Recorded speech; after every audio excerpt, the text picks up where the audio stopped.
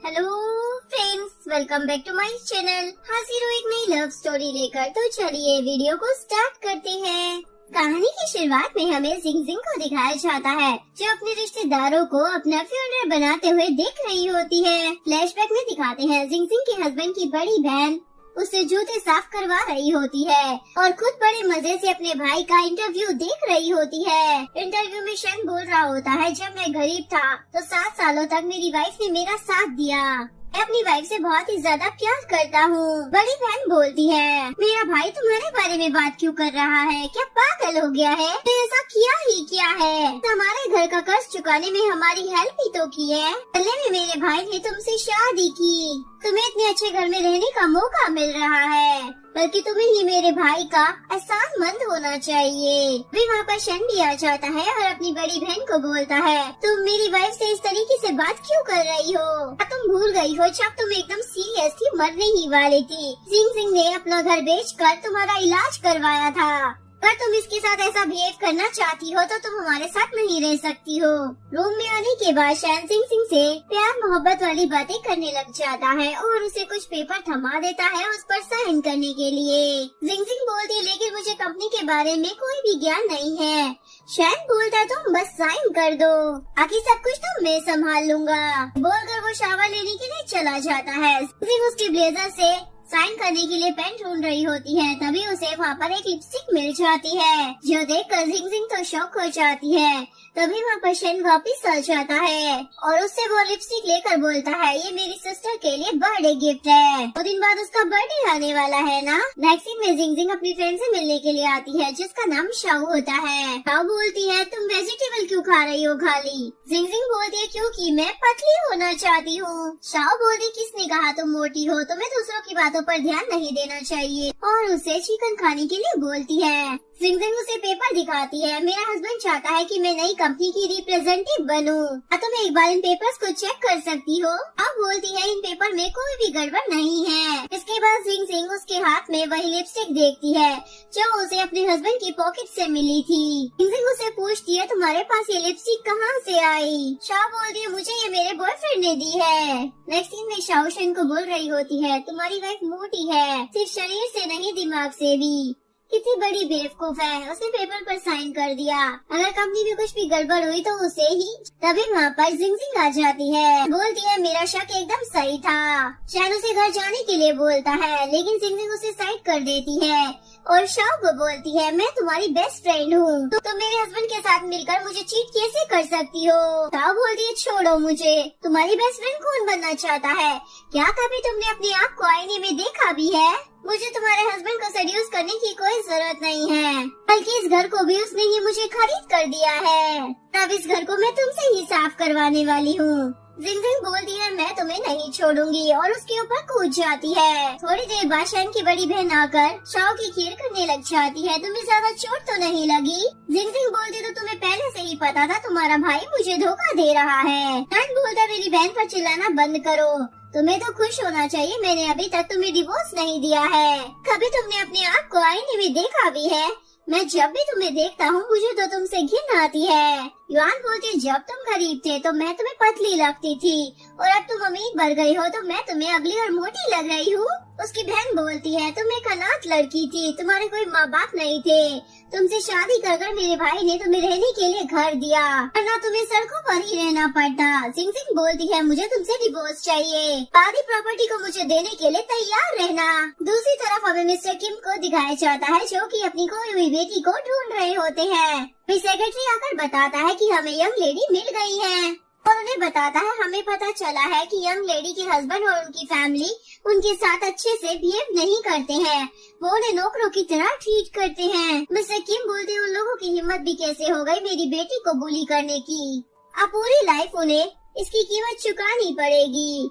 दूसरी तरफ धक्का मुक्की में जिंगजिंग की चोट लग जाती है और वो बेहोश हो जाती है। वो लोग उसे मरा हुआ समझकर दफना देते हैं, लेकिन वो मरी नहीं थी। वो रोड पर आकर बेहोश हो जाती है। तभी उसे कि फैमिली के लोग आकर उठाकर ले जाते हैं। जैसे ही उसे होश आता है तो वो अपने डैड के घर पर होती है। मिस्टर किम बोलते हैं, मेरी प्यारी बेटी, मुझे माफ कर दो, मैंने तुम्हें ढूंढने में काफी समय लगा दिया, वरना तुम्हें इतना ज्यादा सफर नहीं करना पड़ता। सेक्रेटरी बोलता है, यंग लेडी 3 महीने से कोमा में है, हमें उन्हें कुछ खिलाना चाहिए। के बाद मिस्टर किम अपने हाथों से उसे खाना खिलाने लग जाते हैं और बताते हैं, हर बर्थडे पर मैं तुम्हारे लिए गिफ्ट प्रिपेयर करता था। उसके बाद वो उसे उसके सारे गिफ्ट्स दिखाने लग जाते हैं, जिसमें से जिंग को पिंक कलर की रिंग पसंद आ जाती है। जिसके बाद मिस्टर किम उसे दहेज के लिए बहुत सारी प्रॉपर्टी दिखाते हैं और गोल्ड भी। मुझे पता चला है तुम्हारी फैमिली तुम्हें बहुत ही ज्यादा बुरे तरीके से ट्रीट करती थी। उसमें चल रहा होता है कि मिस्टर शैन अपनी वाइफ का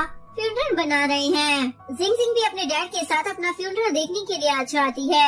शैन की बहन बोलती है, अरे मैं तो एक्टिंग करते करते थक गई हूँ, मोटी लड़की ने हमें एक बच्चा भी नहीं दिया और इसकी वजह से हमें इतना ज्यादा रोने की एक्टिंग करनी पड़ी। वैसे आज हमें बहुत सारे गिफ्ट मिले हैं, चलो घर चलकर इन्हें काउंट करते हैं। तभी वहाँ पर शाओ जिंग की फोटो को देखकर बोल रही होती है, इतने सालों तक तुम बच्चे इसलिए नहीं कर पाए क्योंकि मैं तुम्हें बच्चे ना होने की दवाई दे रही थी, इससे मोटापा भी बढ़ता है। जिंग के डैडी सारी बातें सुनकर बोलते हैं, मैं इन लोगों को दफना दूंगा। जिंग बोलती है, ये इनके लिए बहुत ही चीप है, इतने सालों तक इन्होंने मुझे धोखा दिया है, मैं चाहती हूँ ये लोग इसकी इससे भी ज्यादा कीमत चुकाए। इसके बाद जिंग डॉक्टर से अपनी प्लास्टिक सर्जरी करवा लेती है।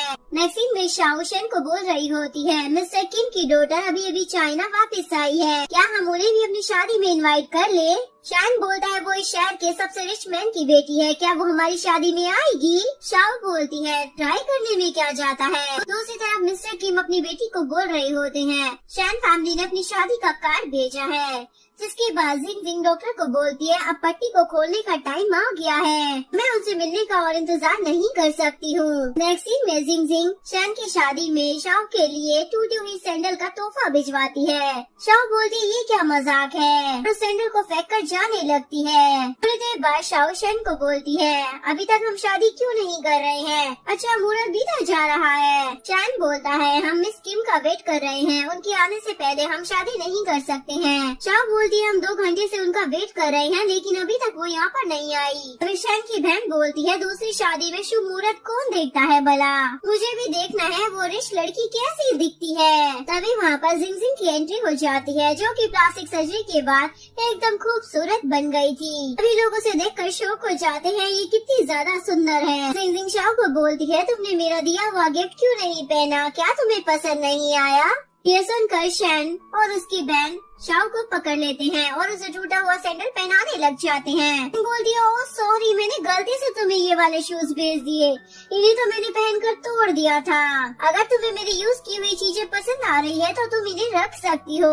इसके बाद वो शैन को बोलती है, तुम मुझे मेरे एक्स बॉयफ्रेंड की याद दिला रहे हो। शैन पूछता है, वो कहाँ है अब? जिंग बोलती है, वो तो अब भगवान को प्यारा हो चुका है, यानी कि मर चुका है, और उसे अपने होटल का कार्ड दे देती है। आज रात तुम चाहो तो मेरे रूम में आ सकते हो।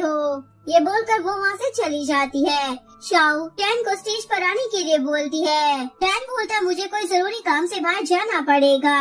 शाओ बोलती है, हमारी शादी से ज्यादा इम्पोर्टेंट और क्या जरूरी काम हो सकता है? यहाँ पर कितने सारे गेस्ट आए हुए हैं, देखो जरा, मीडिया वाले भी हैं। तुम इन सब लोगों के सामने मुझे स्टेज पर अकेला भेजकर मेरी बदनामी करना चाहते हो? शैन बोल रहा, तुम कितनी ज्यादा जिद्दी हो, तुमसे अच्छी तो मेरी मोटी वाइफ थी, जो कम से कम अंडरस्टैंडिंग तो थी और मुझे अच्छे से समझती थी। और उसे धक्का देकर वहाँ से चला जाता है। इसके बाद वो होटल रूम में पहुँच जाता है और जिंग के क्लोज आने लगता है। जिंग बोलती है, पहले तुम तैयार होके आओ और मुझे अपना बेस्ट पार्ट दिखाओ। शैन तैयार होकर जिंग के पास आने लगता है। पहले से ही बहुत सारे बिजनेसमैन बैठे होते हैं। जिंग तो उसे चाटा मार देती है। मैंने तुम्हें यहाँ पर कंपनी का प्लान बताने के बारे में कहा था, क्या तुम हमारे साथ बिजनेस नहीं करना चाहते? तुम्हारी वजह से मैंने यहाँ पर कितने सारे बिजनेसमैन को इनवाइट किया है, तुम यहाँ पर अपना ये बेहुदापन दिखा रहे हो।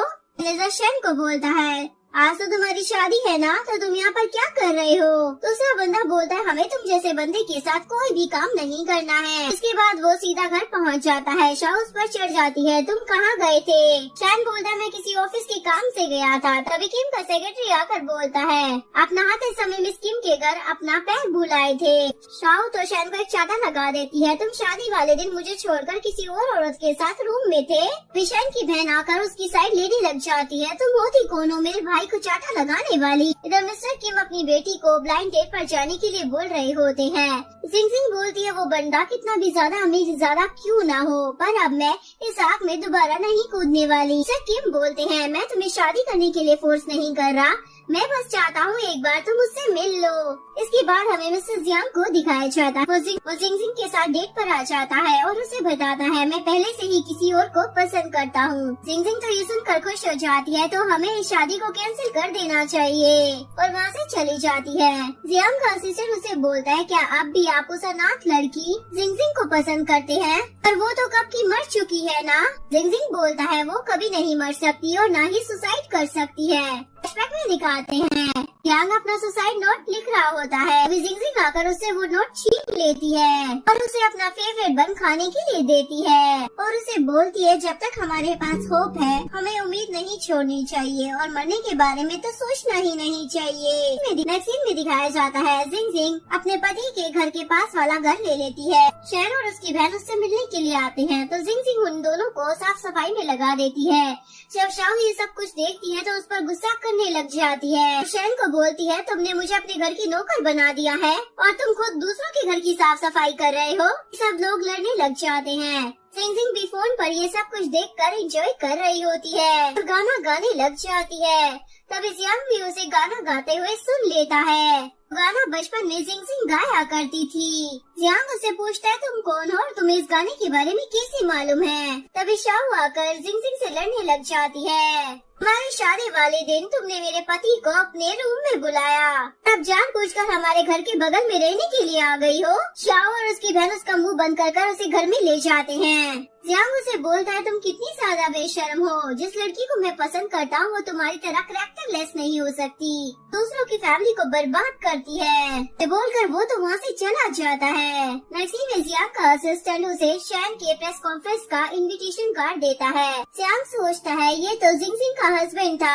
असिस्टेंट बोलता है मैं आपको एक और बात बताना चाहता हूँ, और मैन की तबीयत कुछ ज्यादा ही खराब हो गई है। वो चाहते हैं कि आप जल्दी से शादी कर सेट हो जाओ। जियांग जिंगजिंग को कॉल कर पूछता है क्या तुम मेरी गर्लफ्रेंड बनकर शैन की प्रेस कॉन्फ्रेंस में चलोगी? उनका नाम सुनकर जिंगजिंग हाँ बोल देती है। के बाद ये दोनों तैयार होकर प्रेस कॉन्फ्रेंस में पहुंच जाते हैं। जियांग तो शैन को ताना मारने लग जाता है, तुमने अपनी वाइफ के मरने के ठीक 8 महीने के बाद दूसरी शादी कर ली, लगता है तुम अपनी दूसरी वाइफ से कुछ ज्यादा ही प्यार करते। शैन बोलता है आप अच्छा मजाक कर लेते हैं। उसके बाद जियांग जिंगजिंग को बोलता है तुम पार्टी में इसीलिए आई हो ना ताकि अपनी मिस्ट्रेस को जला सको, तुम मुझे इस्तेमाल कर रही हो। जिंगजिंग बोलते तुम भी तो मुझे यूज कर रही हो ना अपनी फैमिली की शादी के प्रेशर से भागने के लिए। जियांग बोलता है उससे दूर रहो, जो आदमी चीट करता है वो कभी भी अच्छा आदमी नहीं हो सकता।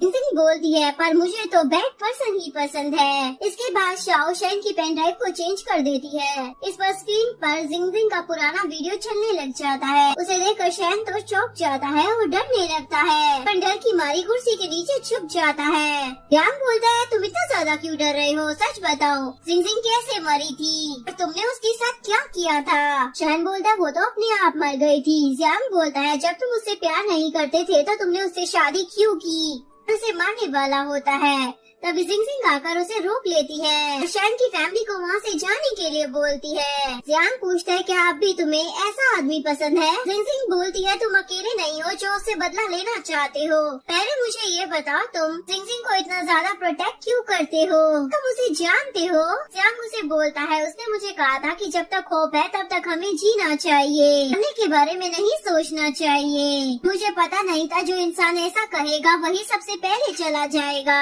जरूर उसके साथ कुछ तो बुरा हुआ है। ये सुनकर जिंगजिंग को बचपन की बातें याद आती हैं, जहाँ पर वो जियांग को बोल रही होती है मुझे मोटा कहकर बुलाते हैं पर कोई बात नहीं मुझे ये पसंद है। जियांग बोलता है मैं पतला हूँ फिर भी सब मुझे नूडल्स कहकर बुलाते हैं पर मुझे ये पसंद नहीं है। जिंगजिंग बोलती है तो आज से तुम्हारा नाम स्टोन है, जो कि बहुत ज्यादा अमेजिंग नाम है। प्रेजेंट में जिंगजिंग सोच रही होती है, मैंने कभी नहीं सोचा था बड़ा होकर स्टोन ऐसा बन जाएगा।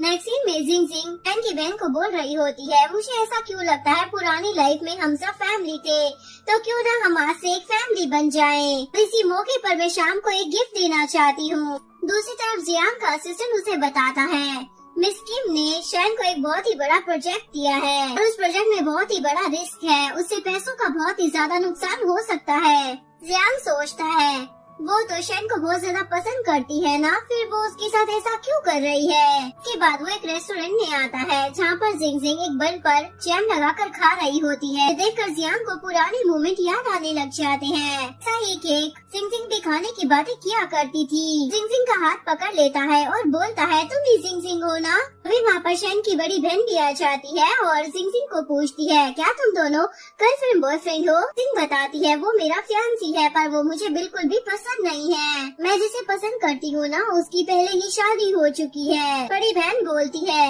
मैरिड होना कोई बुरी बात थोड़ी है, अब हम एक फैमिली है तो मैं तुम्हारी खुशियों का ध्यान रखूंगी। ये बोलकर वो वहाँ से चली जाती है। वे दो लड़कियाँ एक एक्सीडेंट के बारे में बातें करने लग जाती है। वो बोलती है, जिसका भी एक्सीडेंट हुआ है वो लड़का कितना ज्यादा हैंडसम है ना। जिंगजिंग उन लड़कियों से उस लड़के का हुलिया पूछती है। तो लड़की बताती है, उस लड़के ने ब्लैक सूट पहना था और उसके गले में ग्रीन कलर की टाई थी। सुनकर जिंगजिंग तो घबरा जाती है, उसे लगता है जियांग का एक्सीडेंट हो गया, इसलिए रोड पर देखने के लिए जाती है। स्टोन का नाम लेकर चिल्लाने लग जाती है। जियांग आकर उसका हाथ पकड़ लेता है और उसे बोलता है, तुम ही जिंगजिंग हो। जिंगजिंग बोलती है, अभी तो वो लड़कियां बोल रही थी तुम्हारा एक्सीडेंट हो गया है। जियांग बोलता है, मैंने ही उन्हें ऐसा बोलने के लिए पैसे दिए थे, मुझे मालूम था तुम कभी सुसाइड नहीं कर सकती हो, और उसे हक करने लग जाता है। इधर घर पर शैन की बड़ी बहन शाओ को परेशान करने लग जाती है और उसके शॉपिंग किए हुए सारे कपड़े उससे छीन लेती है। और जैसे ही उससे अपनी फेस क्रीम के बारे में पूछती है तो बहन बोलती है, उसे तो मैंने अपने पैरों में लगाकर खत्म कर दिया।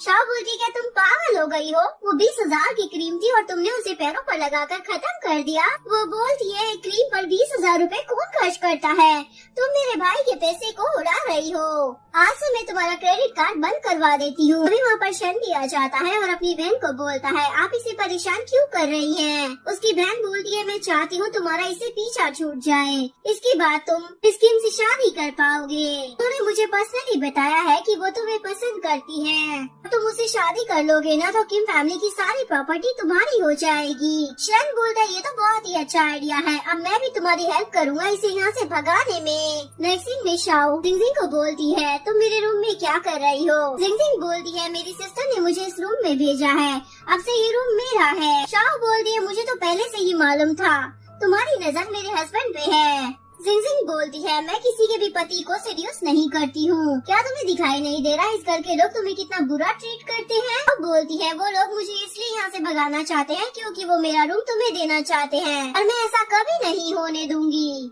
मैंने बड़ी मुश्किल से एक अमीर खानदान में शादी की है, मैं इसलिए उसे कभी भी डिवोर्स नहीं देने वाली। जिंगजिंग बोलती है, ये सब कुछ तुम्हारे ऊपर डिपेंड नहीं करता, अमीर होने के तुम्हारे सपने बहुत ही जल्दी खत्म होने वाले हैं। जिसके बाद शाओ हॉस्पिटल आती है और डॉक्टर को नकली प्रेगनेंसी रिपोर्ट बनाने के लिए बोलती है। उसके बाद वो उस रिपोर्ट को लेकर घर में आ जाती है, जिसे देखकर उसकी नंद तो बहुत ज्यादा खुश हो जाती है। वो बोलती है, जरूर लड़का ही पैदा होगा, हमारी फैमिली में कितने टाइम से कोई भी बच्चा नहीं हुआ है, हमारी फैमिली का भी वारिस हो जाएगा। एक्सीन में जियांग जिंगजिंग को बताता है वो प्रेग्नेंट नहीं है, उसने नकली रिपोर्ट बनवाई है, सारे सबूत तुम शैन को दे सकती हो। जिंगजिंग बोलती है, ये सब करने में मजा नहीं आएगा, हमें सिचुएशन का फायदा उठाना चाहिए। बोलती है, इस रेस्टोरेंट में तो बहुत ज्यादा भीड़ होती थी ना, तो आज यहाँ पर कोई क्यों दिखाई नहीं दे रहा है। तो जियांग वहाँ पर केक मंगवाता है। जिंगजिंग बोलती है, आज मेरा बर्थडे है, मैं तो ये बात भूल ही गई थी। जियांग बोलता है, लेकिन मुझे तुम्हारा बर्थडे याद था। जिंगजिंग बोलती है, वो कमजोर और बेवकूफ लड़की तो बहुत पहले मर चुकी है, अब जो इंसान तुम्हारे सामने बैठी है ना, वो एक बहुत ही ज्यादा स्ट्रॉन्ग लड़की है। जियांग बोलता है, जिंगजिंग अभी मरी नहीं है, वो अब भी तुम्हारे दिल में जिंदा है। बेवकूफी और कमजोरी की तुम बातें कर रही हो ना, वो मेरी आँखों में काइंडनेस है। तभी जिंगजिंग को शाओ फोटो भेजती है, उसमें उसकी फैमिली फोटो होती है। वो देखकर वो वहाँ से जाने लगती है, बोलती है आज मुझे अपने आप को बर्थडे गिफ्ट देना है। दूसरी तरफ शाओ अपनी नन से महारानी की तरह काम करवा रही होती है। बड़ी बहन शेन को बोलती है जब से ये प्रेग्नेंट हुई है ना, तब से बस ये मुझे ऑर्डर दिए जा रही है। शाओ बोलती है तुम्हारा बेटा सोया मिल्क और फायर स्टिक खाना चाहता है। शेन बोलता है कि रात में मैं ये सब कहाँ से लेकर आऊँ, मुझे परेशान करना बंद कर दो। तभी उसे जिंगजिंग का मैसेज आता है मैं घर पर अकेली हूँ। जिसके बाद वो शाओ को बोलता है चलो ठीक है, मैं तुम्हारे लिए सोया मिल्क लेकर आ जाता हूँ। जैसे ही वो उसके घर में जाता है, जिंगजिंग तो उसे पीटने लग जाती है। मेरे घर में कॉकरोच घुस गया है। कॉकरोच के चक्कर में तो वो उसी की धुलाई करने लग जाती है। फिर बोलती है सॉरी, मुझे लगा यहाँ पर कॉकरोच है। शैन कॉकरोच को ढूंढ ही लेता है। जिंगजिंग बोलती है बहुत रात हो चुकी है, अब तुम्हें तुम्हारी वाइफ के पास जाना चाहिए। वैसे भी अब वो प्रेग्नेंट है। शैन बोलता है उसकी तो तुम बात ही मत करो, वो अपनी प्रेगनेंसी का फायदा उठा रही है। दिन भर बस मुझे परेशान करती रहती है और अपनी पत्नी की बुराइयां करने लग जाता है। जिंगजिंग उस रिकॉर्डिंग को शाओ के पास भेज देती है। जैसे ही शैन घर पर आता है, शाओ से वो रिकॉर्डिंग सुना देती है। मैं प्रेग्नेंट हूँ और तुम दूसरी वुमेन के घर जाकर मेरी शिकायतें लगा रहे हो। अगर तुम्हें मैं इतनी ज्यादा बुरी लगती हो तो तुम मुझे डिवोर्स क्यों नहीं दे देते हो? के बाद मैं इस बच्चे को भी अबॉर्ट कर दूंगी। शैन तो उसे मनाने लग जाता है। मैं मिस किम से प्रोजेक्ट के बारे में बात करने के लिए गया था, पर जब प्रोजेक्ट पूरा हो जाएगा ना तो मैं तुम्हें नया घर खरीद कर दूंगा। चाओ बोलती है मुझे तो अभी घर चाहिए जो घर तुम्हारा पार्किंग के पास है। बड़ी बहन बोलती है वो घर तो मेरे भाई ने मुझे दिया है, वो तुम्हें नहीं देने वाली। कि शैन अपनी बहन से उसे वो घर देने के लिए बोल देता है। अब बोलती है लेकिन मुझे कंपनी में भी आधे शेयर्स चाहिए। शैन बोलता तुम मेरी वाइफ हो जान, मैं तो तुम्हें नई कंपनी दे दूंगा। इसके बाद बड़ी बहन जिंगजिंग को हॉस्पिटल लेकर आ जाती है और उसे बोलती है तुम यहाँ पर फुल बॉडी चेकअप करा सकती हो, तुम्हें यहाँ पर एक भी रुपया देने की जरूरत नहीं है। कि कुछ लोग वहाँ पर लड़ाई कर रहे होते हैं। सेक्रेटरी जिंगजिंग को बताता है कुछ लोगों ने नकली प्रेगनेंसी रिपोर्ट बनाने के लिए डॉक्टर को पैसे दिए हैं, इसीलिए ये सब हो रहा है। बड़ी बहन पूछती है कौन है वो लोग? सेक्रेटरी उसे फुटेज दिखा देता है। बड़ी बहन जैसे ही उस फुटेज को देखती है और बोलती है ये तो मेरी सिस्टर इन लॉ है, मतलब इसने हमसे झूठ कहा था, ये प्रेग्नेंट नहीं है, मैं इसे नहीं छोड़ने वाली। और वहाँ से चली जाती है। नेक्स्ट सीन में शैन जिंगजिंग से पूछता है तुमने मेरी वाइफ को रिकॉर्डिंग क्यों भेजी थी, या फिर गलती से वो तुमसे सेंड हो गई थी? जिंगजिंग बोलती है मैंने जानबूझकर किया था क्योंकि मैं तुम्हें पसंद करती हूँ, मैं तुम्हें उस वुमेन के साथ नहीं देख सकती हूँ। और रोने धोने की नौटंकी करने लग जाती है। शैन भी उसकी बातों के जाल में फंस जाता है। दूसरी तरफ बड़ी बहन शाओ के लिए सूप बनाकर लेकर आती है। शाओ बोलती है ये सूप तो कितना ज्यादा बदबूदार है, लेकिन बड़ी बहन तो फोर्सफुली उसे सूप पिलाने लग जाती है। जैसे ही शाओ को होश आता है तो वो डॉक्टर से पूछती है मुझे ब्लीडिंग क्यों आ रही है? डॉक्टर बताता है क्योंकि आपका मिसकैरेज हो गया है। शाओ बोलती है इसका मतलब मैं सच में प्रेग्नेंट थी? डॉक्टर बताता है तुम्हारी प्रेगनेंसी जस्ट शुरू ही हुई थी, लेकिन अब तुम्हारे लिए दोबारा प्रेग्नेंट होना बहुत ही मुश्किल है। चाओ तो बड़ी बहन से लड़ने लग जाती है तुम्हारी वजह से मेरा बच्चा मर गया। उसके बाद शैन उसे शांत कराता है और बोलता है हमें डिवोर्स ले लेना चाहिए। चाओ बोलती है मैं तुम्हें डिवोर्स नहीं दूंगी, लेकिन शैन बोलता है ये मेरा नोटिफिकेशन है, कोई नेगोशिएशन नहीं है। बड़ी बहन अपने भाई को बोलती है तुम कब से इतने ज्यादा सख्त हो गए हो? शैन बोलता है क्योंकि मिस किम मुझे पसंद करती है और वो मुझसे शादी करना चाहती है, मैंने ये सब उसके लिए ही किया है। बड़ी बहन बोलती है ये तो बहुत ही अच्छी न्यूज़ है, तुम जल्दी से इसे डिवोर्स देकर मिस किम से शादी कर लो। ये सब शाओ भी सुन लेती है और वो जिंगजिंग को कॉल करती है। जिंगजिंग उसे मिलने के लिए बुलाती है और उसे बोलती है जिस घर को तुम सोने का घर समझती थी अब वहीं पर तुम हमारा कुत्ता बनकर रह गई हो। शाओ बोलती है तुम्हें ज्यादा खुश होने की जरूरत नहीं है, इस घर में जो भी आता है उसके साथ यही होता है। जिंगजिंग बोलती है उस घर के लोगों को मैं तुमसे ज्यादा अच्छे से जानती हूँ, वहाँ पर लोगों को बिना हड्डियाँ छोड़े खाया जाता है, फिर उन्हें दफना दिया जाता है। ये सुनकर शाओ शॉक हो जाती है, ये तुम क्या बातें कर रही हो? जिंगजिंग उसे मेडिसिन दिखाती है, ये प्रेगनेंसी को रोकने की मेडिसिन है ना, इससे लोग मोटे भी हो जाते हैं। शाओ को पुरानी बातें याद आने लग जाती है और उसके होश उड़ जाते हैं। क्या तुम जिंगजिंग हो? जियांग जिंगजिंग को बोलता है क्या तुम्हें डर नहीं लग रहा, वो तुम्हारी सच्चाई सबको जाकर बता देगी। जिंगजिंग बोलती है वो ऐसा नहीं करेगी क्योंकि डिवोर्स के बाद उसे क्लियर हो जाएगा कि शैन कैसा इंसान है। तो शाओ शैन के पास आ जाती है और उसे बोलती है मुझे तुमसे कुछ जरूरी बात करनी है। शैन बोलता है लेकिन मुझे कुछ नहीं सुनना है, जल्दी से डिवोर्स पेपर पर साइन कर दो। हो। मेरी प्रॉपर्टी से भी तुम्हारा कोई लेना देना नहीं है। चाओ बोलती है, पर ऐसा क्यों? शैन बोलता है, क्या तुम भूल गई, शादी से पहले हमने एक कॉन्ट्रैक्ट पेपर पर साइन किया था। चाओ बोलती है, लेकिन तुमने तो कहा था वो इंश्योरेंस के पेपर हैं। मतलब ये है कि तुमने स्टार्टिंग से ही डिवोर्स के बारे में सोच रखा था। शैन बोलता, जो लड़की मुझसे पैसों के लिए शादी करने वाली थी, तो क्या मैं अपनी प्रॉपर्टी के बारे में नहीं सोचूंगा?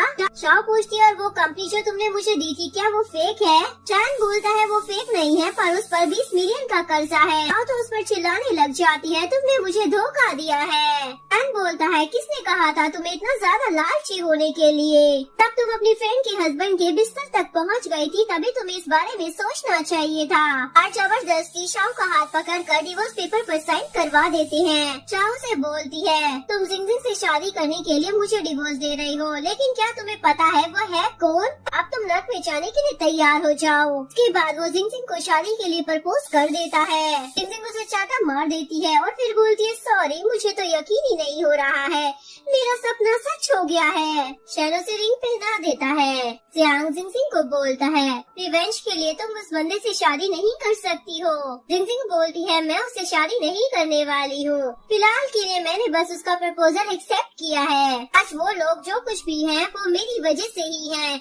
मैं उन्हें उनकी औकात दिखाना चाहती हूँ, जहाँ पर वो थे वहीं पर लेकर जाऊंगी। इसके बाद वो शाओ को अपने डैड से मिलवाने के लिए लेकर आ जाती है। जियांग भी वहाँ पर आ जाता है। शैन से पूछते हैं, आप मेरी बेटी को शादी में क्या देने का प्लान कर रहे हैं? शैन बोलता है, मैं जिंगजिंग को 8 मिलियन देने वाला हूँ। ये सुनकर जियांग को तो हंसी आ जाती है, ये तुम क्या मजाक कर रहे हो? और मिस्टर किम को बोलता है, अगर मैं जिंगजिंग से शादी करता ना तो उसे 100 मिलियन तो जरूर देता, और मैं अपनी कंपनी के सारे शेयर्स भी उसके नाम कर देता। सुनकर मिस्टर किम तो खुश हो जाते हैं, मुझे अपनी बेटी के लिए ऐसा ही तो बंदा चाहिए। और ये दोनों भाई बहन साइड में आकर बातें करने लग जाते हैं। बहन बोलती है, हमें भी उन्हें सेम प्राइस ऑफर करना पड़ेगा, तभी वो अपनी बेटी की शादी तुमसे कराएंगे। आए हमें अपना सब कुछ बेचना ही क्यों ना पड़ जाए। शादी के बाद वैसे भी तुम्हें सब कुछ वापस तो मिल ही जाएगा। वापस आकर वो मिस्टर किम को बोलते हैं, हम भी सेम प्राइस ऑफर करते हैं, हम भी जिंगजिंग को अपनी कंपनी के शेयर्स देंगे, हम उसे एक लग्जरियस हाउस भी देंगे। इसके बाद जिंगजिंग उनके घर पर आ जाती है। वो लोग खाने की फरमाइशें करने लग जाते हैं। जिंगजिंग बोलती है, मुझे खाना बनाना ही नहीं आता। बड़ी बहन बोलती है, अगर तुम्हें खाना बनाना नहीं आता तो सीखो ना। जिंगजिंग बोलता, तुम लोग मुझसे ये उम्मीद मत करना कि मैं तुम्हारी एक्स वाइफ की तरह बनूंगी। अगर तुम्हें बुरा लग रहा है तो तुम मुझसे शादी मत करो। ये सुनकर बड़ी बहन को गुस्सा आ जाता है, लेकिन उसका भाई उसे शांत करवा देता है और जिंगजिंग को बोलता है, आपसे घर का सारा काम मैं खुद कर लूंगा, तुम्हें कुछ भी करने की जरूरत नहीं है जान। इसके बाद बड़ी बहन सर दर्द का बहाना कर लेट जाती है और जिंगजिंग को बोलती है, शैन बिजनेस ट्रिप पर गया है, तुम मेरे लिए सूप बना दो ना। जिंगजिंग बोलती है, लेकिन मुझे तो सूप बनाना ही नहीं आता, मैं तुम्हारे लिए स्पेशल नर्स को बुला देती हूँ। बड़ी बहन बोलती है, ऐसा मत करो, अगर तुम ऐसा करोगी तो लोग कहेंगे कि किम फैमिली में मैनर्स ही नहीं है। जिंगजिंग बोलती है, ठीक है, तो मैं आपके लिए खुद सूप बना कर लेकर आ जाती हूँ। और वो आधी रात को उसके लिए सूप बना कर लाती है, जिसे पीने के बाद उसे बार बार वॉशरूम जाना पड़ता है। हालत इतनी ज्यादा खराब हो जाती है कि हॉस्पिटल में एडमिट करना पड़ता है। उसका भाई उससे पूछता है, तुम्हें क्या हो गया है बहन? बड़ी बहन बोलती है, तुम्हारी वाइफ ने मुझे पॉइजन दिया है। जिंगजिंग बोलती है, मैंने तो उन्हें मशरूम का सूप दिया था, मुझे क्या मालूम इन्हें मशरूम से एलर्जी है। मैंने इनसे नर्स को रखने के लिए कहा भी था, पर इन्होंने मना कर दिया। डन अपनी बहन को बोलता है, जब तुम घर पर ठीक से रह नहीं पा रही हो तो तुम्हें वापस अपने होम टाउन ही चले जाना चाहिए। बड़ी बहन बोलती है, मैं वापस होम टाउन नहीं जा सकती हूँ, क्योंकि जब मैं शहर आई थी तो मैंने गांव के लोगों को ऑफेंड कर दिया था। अगर अब मैं वापस गई तो वो लोग मुझे कच्चा चबा जाएंगे। ऐसा भाई मेरा कैसे हो सकता है? पेरेंट्स के डेथ के बाद मैंने तुम्हें अकेले ही पाला था, इवन आज तक मैंने तुम्हारी वजह से शादी भी नहीं की, तो मुझे ऐसा ट्रीट कर रहे हो, कैसे भाई हो? इसके बाद वो अपनी बहन को एक 5 स्टार होटल में लेकर आ जाता है और बोलता है, तुम्हें घर जाने की जरूरत नहीं है, मैं 2 दिनों के लिए बिजनेस ट्रिप पर जा रहा हूँ, पर तुम कुछ भी गड़बड़ मत करना। बड़ी बहन की मुलाकात होटल में एक आदमी से हो जाती है। बड़ी बहन उसकी महंगी वॉच को देखकर उसे एक अमीर आदमी समझ लेती है और उसके साथ डिनर करने लग जाती है। तभी वहाँ पर जिंगजिंग भी आ जाती है। वो बोलती है तुम यहाँ पर क्या कर रही हो। बड़ी बहन बोलती है मेरे भाई ने मुझे यहाँ पर रहने के लिए कहा है, तुम्हें क्या लगता है मेरे भाई को मेरी परवाह नहीं है। मैं घर को छोड़ने के बाद भी एक अच्छी लाइफ जी रही हूँ। क्या तुमने उस ओल्ड मैन को देखा जिसके साथ मैं डिनर कर रही थी? वो सियांग के अंकल है, उनका भी प्रॉपर्टी में हिस्सा है। उसके बाद जिंग जिंग सियांग से उस आदमी के बारे में पूछती है, क्या तुम उसे जानते हो? सियांग बोलता है ये तो हमारे घर का सर्वेंट है, हमारे घर की चीजों को चुराया करता था। जिंग जिंग आकर बड़ी बहन को बोलती है ओल्ड मैन अमीर आदमी नहीं है और ना ही वो जियांग का अंकल है। बड़ी बहन बोलती है मैं तुम्हारी बात पर यकीन क्यों करूं भला, तुम तो मुझे खुश होते हुए देख ही नहीं सकती हो। जियांग जिंग जिंग को बोलता है तुमने उसे सच क्यों बताया? जिंग जिंग बोलती है जितना मैं उसे उस आदमी से दूर रहने के लिए कहूँगी उतना ही वो उसके करीब जाएगी। उसके बाद बड़ी बहन उस आदमी से शादी कर लेती है। बहन अपनी बहन को बोलता है मैं 2 दिन के लिए बाहर क्या गया, तुमने तो मेरे लिए जीजा ढूंढ लिया। बड़ी बहन बोलती है तुम अपने काम पर ध्यान दो, खुद तो तुमने 3 शादी की है, मैं एक भी नहीं कर सकती हूँ क्या? वो आदमी कोई ऑर्डिनरी पर्सन नहीं है, जियांग का अंकल है। मैंने उसके साथ एक प्रोजेक्ट में इन्वेस्ट भी कर लिया है। ये सुनकर शैन तो शॉक हो जाता है, मुझे अभी उससे बात करनी है। बड़ी बहन जैसे ही उस आदमी को कॉल करती है तो वो नंबर बंद आ रहा होता है। जिंग जिंग बड़ी बहन को जियांग के पास लाती है उस आदमी के बारे में पता करने के लिए। जियांग उसे बताता है ये आदमी हमारे घर में सर्वेंट था, ये हमारे घर की चीजें चुराता था, इवन इसने मेरी बहुत लग्जरियस वॉच को भी चुरा लिया था। उसके बाद बड़ी बहन तो रोने धोने लग जाती है, मेरे सारे पैसे चले गए। बहन पूछता है तुमने उसे कौन सा घर दिया था? बड़ी बहन बताती है जो घर तुमने मुझे दिया था मैंने वही उसे दे दिया।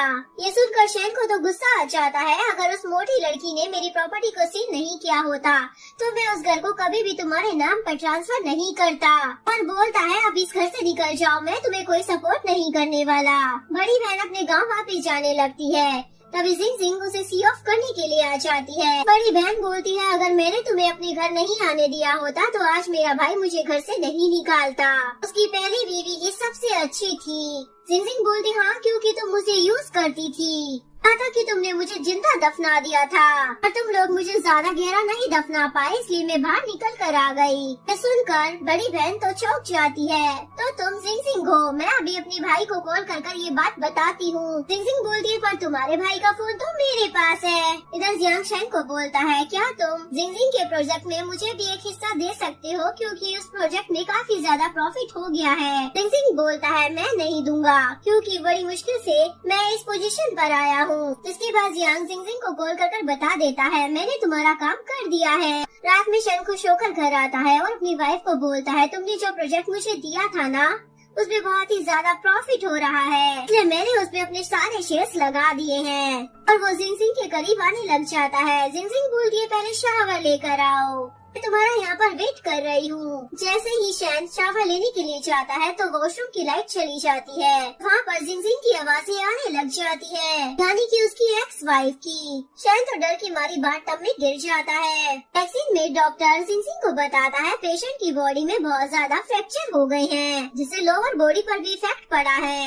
इसके बाद जिंग जिंग उसे सूप पिलाती है। मुझे मालूम है तुम्हें सूप में जिंजर पसंद है। ये सुनकर शैन को तो पुरानी बातें याद आने लग जाती है। यहाँ पर जिंग जिंग भी उसके लिए ऐसा ही सूप बना कर लाती थी। शैन उसे बोलता है मैंने तो तुम्हें कभी नहीं बताया कि मुझे जिंजर पसंद है, तो तुम्हें ये बात कैसे पता चली? जिंग जिंग बोलती है मैंने तो गेस किया था, शायद पिछले जन्म में हम दोनों पति पत्नी थे। शैन को तो ये सुनकर बहुत ही अजीब लगता है और वो जिंग जिंग की कब्र के पास आ जाता है। अभी कंपनी से उसे कॉल आता है कि आपका प्रोजेक्ट फेल हो गया है, हमारी कंपनी अब बैंकरप्ट हो चुकी है, वो सारे प्रोजेक्ट फेक थे, मिस किम ने तुम्हें धोखा दिया है।